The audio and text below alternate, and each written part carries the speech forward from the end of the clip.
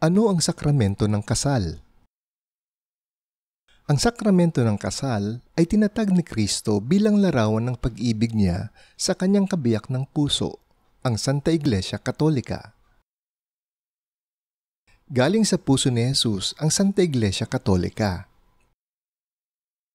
Ayon kay San Pablo, mga lalaki, mahalin ninyo ang inyong mga asawa katulad ni Kristo sa simbahan.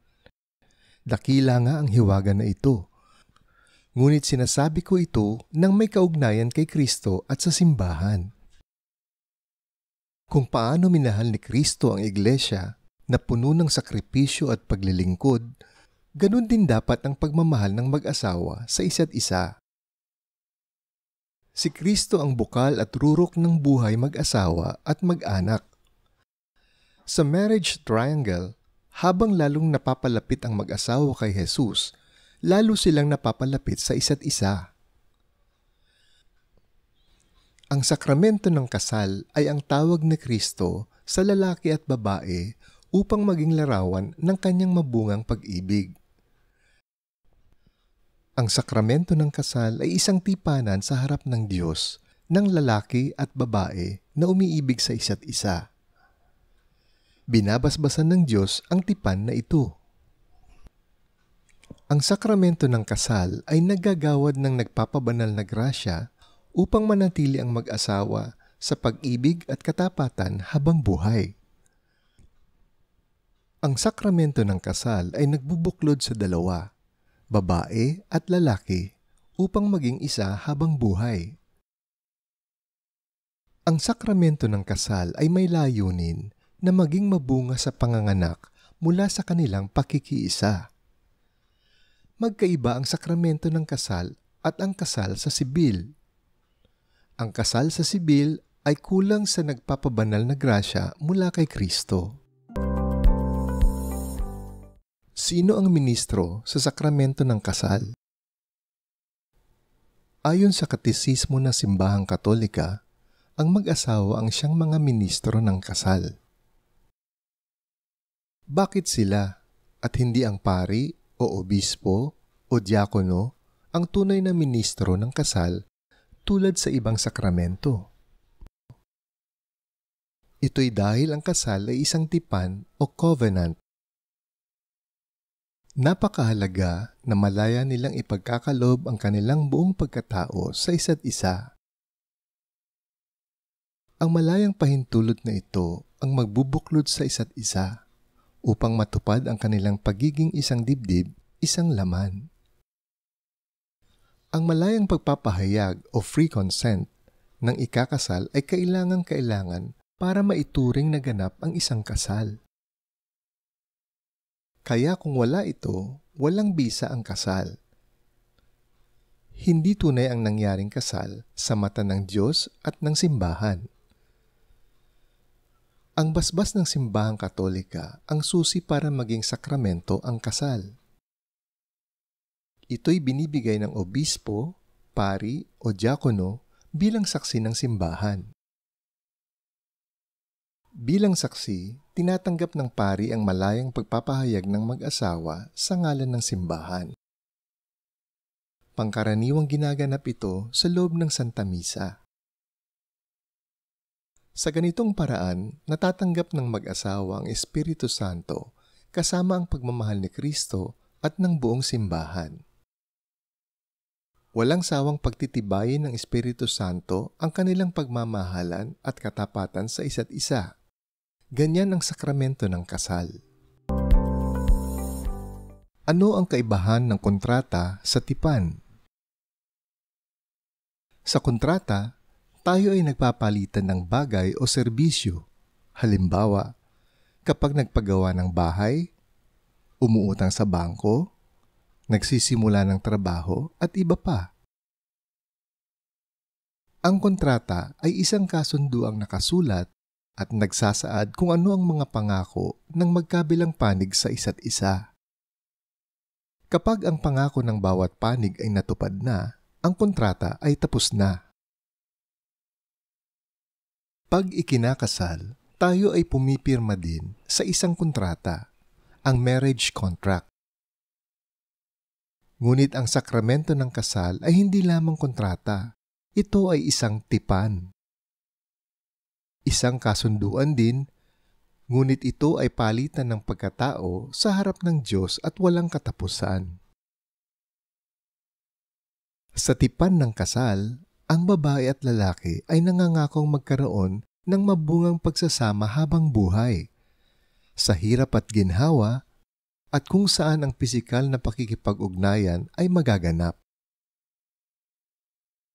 Kapag nagtatag ng tipan ang ikinakasal, tinatawag nila ang kapangyarihan ng Diyos upang tulungan silang matupad ang kanilang pangako sa isa't isa.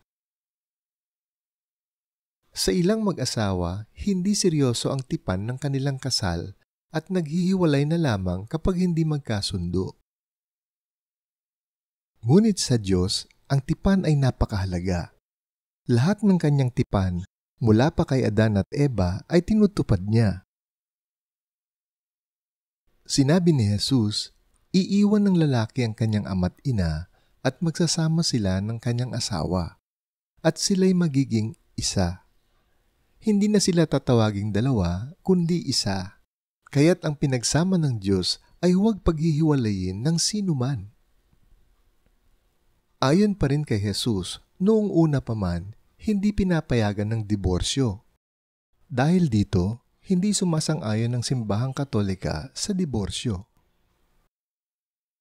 Ang tipan ng kasal ay lubhang makapangyarihan. Ang pangako ng mag-asawa nang sila ay ikinasal ay may kakayahang magbigkis, magligtas, magpalakas ng katapatan ng mag-asawa, at mapabuti ang kanilang pagsasama. Kaya't kung nagkakagalit o balak na maghiwalay, dapat sariwain ang tipan at sinumpa ang pangako sa isa't isa. Maaring humingi ng tulong sa marriage counselors kung kailangan. Kung sa kabila ng lahat, hindi pa rin maayos ang pagsasama, maaring magkonsulta tungkol sa paghihiwalay tulad ng legal separation or annulment. Walang imposible sa Diyos. Alam niya kung ano ang pinakamabuti para sa atin. Tumawag tayo sa Kanya at magtiwala sa Kanyang pagmamahal at awa. Kailangan bang marangya ang kasalan? Maraming magkasintahan ay nagli-live-in na lang. Marahil ay wala silang panggastos sa ingrandeng kasalan. Isipin natin, ano ang mahalaga sa buhay mag-asawa? Ano ang praktikal? Ang mahalaga sa buhay mag-asawa ay ang pagpapala ng Diyos at ang mga biyaya na inihahandog niya sa mga kinakasal ayon sa kanyang sakramento. Simple lang ang mga kailangan sa pagtanggap ng sakramento. Tiyakin na walang balakid sa kasal. Ihanda ang mga kailangang dokumento. Makipag-appointment sa pari. Ihanda ang singsing, aras, kordon, at belo. Kausapin ang mga piniling ninong at ninang sa kasal. Simpleng damit ang isuot. Pwedeng private ceremony kasama lang ang ninong at ninang. Para lalong makatipid, hintayin ang kasalang parokya. Hindi kailangan pang fiesta ang pagkain sa handaan. Ilaan ang naipon na pera para sa pang-araw-araw na pangangailangan ng pamilya. Alalahanin natin, ang layunin ng kasal ay ang kabanalan ng buong pamilya. Ang pagpapala ng pamilya na mula sa Diyos ay isinasalin sa mga anak at sa mga sumusunod na salinlahi. Kapag nag-live-in ang lalaki at babae na hindi kasal sa simbahan, tinatalikuran nila ang mga biyaya at pagpapala ng Diyos. Malaking kasalanan ito. Sayang! Ano-ano ang mga balakid sa kasal? Ang magkasintahan ay marahil nagmamadaling magpakasal. Teka muna, may balakid ba sa kasal nila? Kulang sa edad. Ayon sa Batas ng Simbahan Canon 1083, ang lalaki ay hindi maaaring ikasal bago umabot sa edad na 16. Ang babae naman sa edad na 14.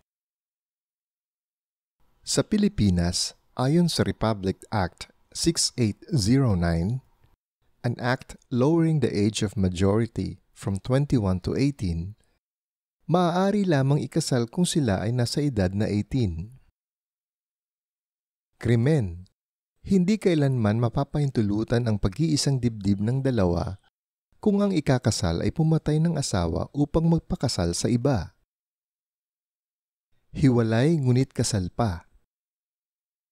Kahit hiwalay na sa asawa, hindi pa rin maaring ikasal ang tao sa iba kung hindi pa naanal o napawalang bisa ng simbahan at pamahalaang sibil ang unang kasal. Panloloko. Walang bisa ang kasal kung may nilihim na isang katotohanan o katangian tungkol sa sarili na maaaring makasira ng pagsasama bilang mag-asawa. Magkamag-anak. Hindi maaaring ikasal kung magkamag-anak sa dugo o sa pag-ampon. Ang magkamag-anak hanggang sa ikatlo o ikaapat na ugnayan ay maaaring humingi ng pahintulot mula sa simbahan. Magkaugnay. Hindi maaaring ikasal ang sinuman sa kanyang manugang o sa kanyang biyanan. Pamumuwersa o pananakot. Ang bawat isa ay dapat may kalayaang magpasyang magpakasal upang magkaroon ng bisa ang kasal. Walang kakayahang makipagtalik. Ang kawalan ng kakayahang makipagtalik sa kanyang asawa o impotence ay dahilan sa pagpapawalang bisa ng kasal. Pero ang pagkabaog o infertility ay kailanmay hindi dahilan upang ipagbawal o mapawalang bisa ang kasal. Kawalan ng sapat na pag-iisip. Hindi din maaaring magpakasal ang walang sapat na katinoan, pag-iisip, o pangunawan ng mga pangunahing tungkulin at karapatan ng may asawa. Naordinahan na at naitalaga na sa buhay relihiyoso. Ang tumanggap ng sakramento ng banal na orden o ng pagtatalaga sa buhay relihiyoso ay hindi maaring ikasal. Magkaiba ng relihiyon. Kailangan ng pahintulot ng simbahan upang magpakasal ang isang Katoliko sa isang kaanib ng ibang relihiyon. Pahintulot ng obispo tungkol sa balakid. Sa ilang bihirang pagkakataon, maaaring pahintulutan ng obispo ang kasal na may balakid. Ang deklarasyon ng kawalang bisa ng kasal. Ang isang naganap na kasal ay maaaring mapawalang bisa kung may balakid sa simula pa lang. Paano maghanda para sa sakramento ng kasal? Ang pagpapakasal ang pinakamahalagang desisyon ng magkasintahan. Kinakailangan ito ng masugid at sapat na panahon ng paghahanda. Ang panahon ng paghahanda sa nakatakdang araw ng pag-iisang dibdib ay tinatawag na engagement o pakikipagtalaga. Nakaugalian na sa Pilipinas na ang unang hakbang ng magkasintahan ay ang magpaalam sa kani-kanilang mga magulang at pamilya. Ang lalaki ay mamamanhikan sa pamilya ng babae. Mahalagang maaga makipag-ugnayan ang magkasintahan sa tanggapan ng parokyang kinasasakupan nila upang maihanda ang mga kailangan sa kasal. Dapat maglaan ng sapat na panahon upang maihanda ang mga dokumento at mailathala ang kanilang kasal o marriage banns. Ang marriage banns ay paglalathala sa publiko na ang magkasintahan ay ikakasal na sa susunod na buwan.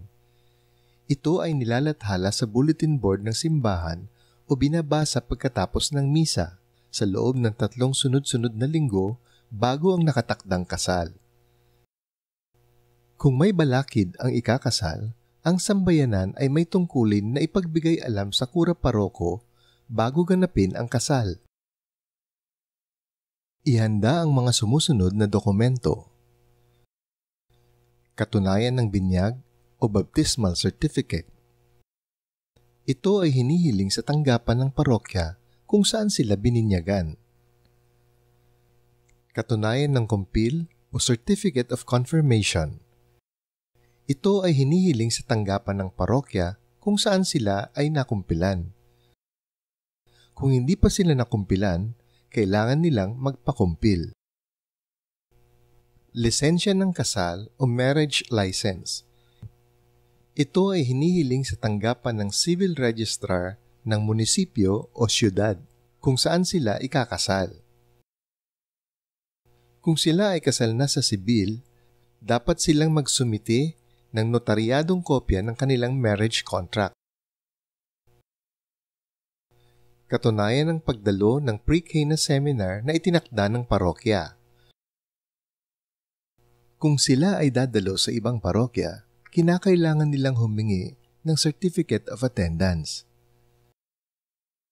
Kinakailangan ng magkasintahan na magkumpisal bago sila ikasal upang maging karapat-dapat na tumanggap ng mga sakramento ng Eukaristya at kasal.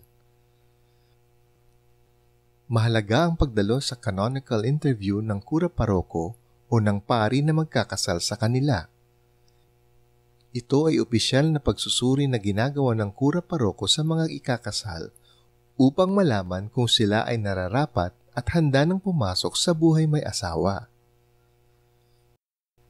Maari bang pumili ng pari sa kasal? Oo. Ang kura paroko ang siyang magbibigay ng karapatan o otoridad sa pari o diakono na magkakasal na isagawa ito sa kanyang nasasakupang parokya. Ganon din, maaaring ganapin ang kasal sa anumang simbahang Katolika basta't may pahintulot mula sa kura paroko ng babae at lalaki.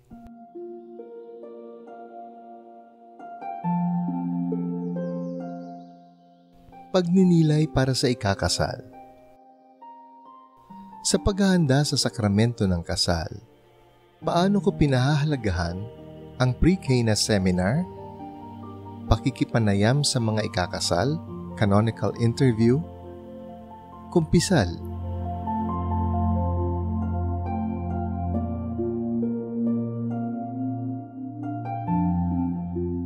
Panalangin ng ikakasal.